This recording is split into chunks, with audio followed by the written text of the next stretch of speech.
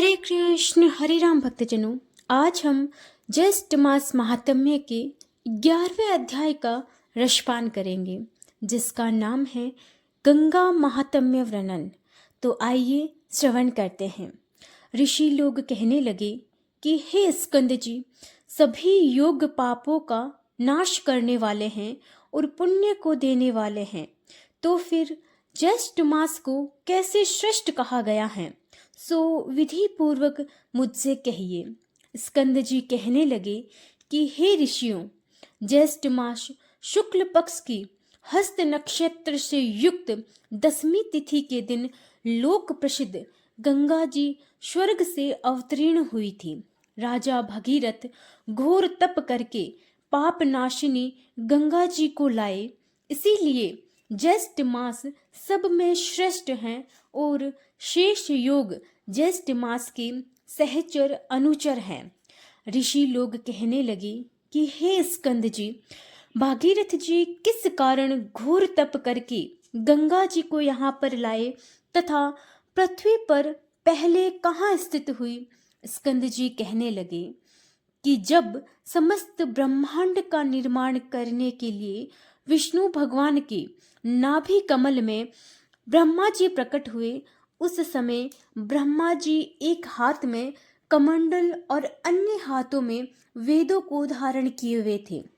तीनों लोगों को पाप रहित करने के लिए और वहाँ का जो पवित्र जल था वही पवित्र करने वाली विश्व जननी गंगा कही जाती है। ब्रह्मा के कमंडल से प्रकट होने वाली गंगा के साथ विष्णु भगवान से प्रकट हुई, परंतु ब्रह्मा ने कमंडल से नहीं निकाला और बहुत वर्ष व्यतीत हो गए। किसी समय दैत्यों ने तीनों लोगों को जल से भर दिया। उस समय इंद्रादिक समस्त देवताओं ने मधुसूदन भगवान का पूजन किया।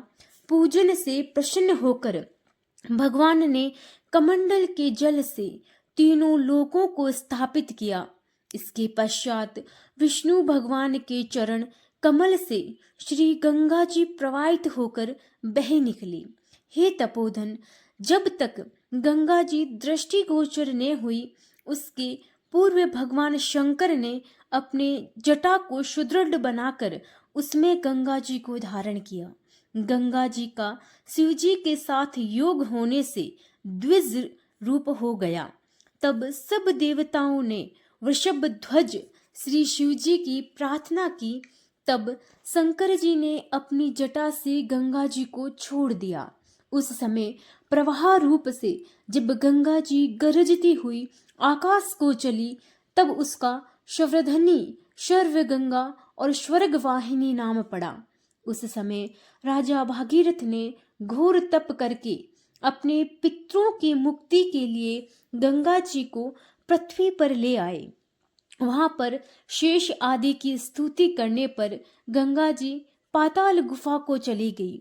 उस पाताल से राजा भागीरथ द्वारा लाई गई, इसीलिए गंगा जी का भागीरथी नाम पड़ा। जब राजा जहन्नु ने गंगा जी का पान कर लिया और उसको दक्षिण कान से निकाल दिया, तब उसका जगती तल में पुरुषा जाह्नवी नाम पड़ा। यही गंगा तीनों लोकों में भ्रमण करती हैं और तीनों लोकों की रक्षा करती हैं, इसीलिए जगत में गंगा नाम त्रिपथिका पड़ा। गंगा जी कमंडलु समुद्र भूता, विष्णुपाद समुद्र भवा, गंगा हर जटोद्भूता, शर्वधरणी, लोक पावनी, भागीरथी, जाह्नवी, त्रिस्त्रोता, भीष्मशु, मंदाकिनी, भागवती, त्रिलोक्यवासिनी, इन 13 नामों से इस संसार में विख्यात हुई।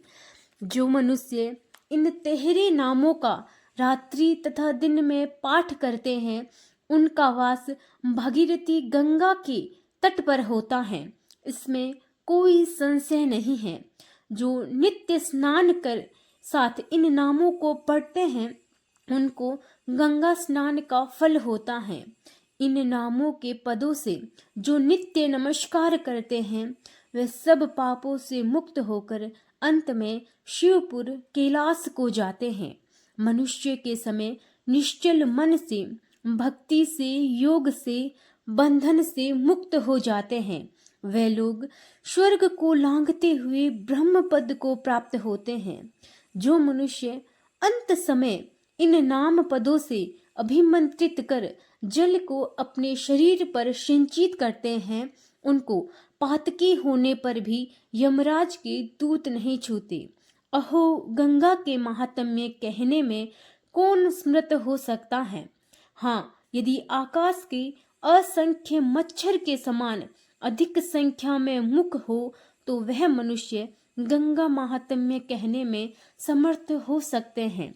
इति श्री ज्येष्ठ मास महात्म्य गंगा महात्म्य वर्णन 11वां अध्याय समाप्त होता है।